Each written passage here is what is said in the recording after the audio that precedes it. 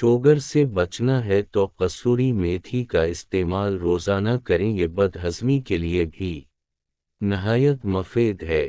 نزلہ زکام جان نہ چھوڑ رہا ہو تو بھنے ہوئے چنے چھلکے سمیت ایک مٹھی روزانہ کھاؤ اور 1 گھنٹے تک پانی نہ پیو۔ زیادہ پانی پینے سے تھکاوٹ کم ہوتی ہے۔ چقندر کا رس پینے سے رنگ کالا نہیں پڑتا۔ کھجور کھانے سے ہڈیاں کمزور نہیں ہوگی۔ انار جسم میں کمزوری کو دور کرتا ہے۔ زیادہ میٹھا کھانے سے انسان کے چہرے پر جھریاں آ جاتی ہیں۔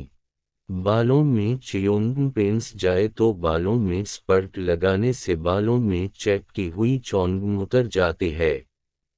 چیونگ بار بار چبانے سے دماغ کی نسیں کمزور ہو جاتی ہیں۔ زہریلی چیز منہ میں چلی جائے تو فوراً نمک کھا لو، زہر بے اثر ہو جائے گا۔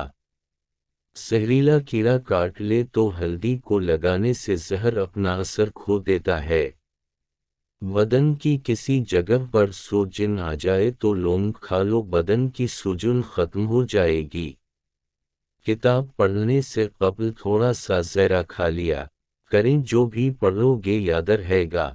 لال مرچ کا استعمال زیادہ کرنے سے انسان کینسر جیسی بیماری سے بچا رہتا ہے۔ آٹا گوندتے وقت نمک زیادہ چلا جائے تو آٹے میں گلاب کے چند قطرے ڈال دیں، آٹا نارمل حالت میں آ جائے گا۔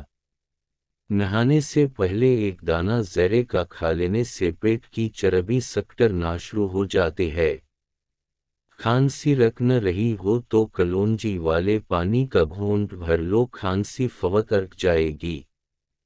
قبض کھل کر نہ رہی ہو تو سیاہ رنگ کے شہتوت کھا لو، قبض کھل جائے گی۔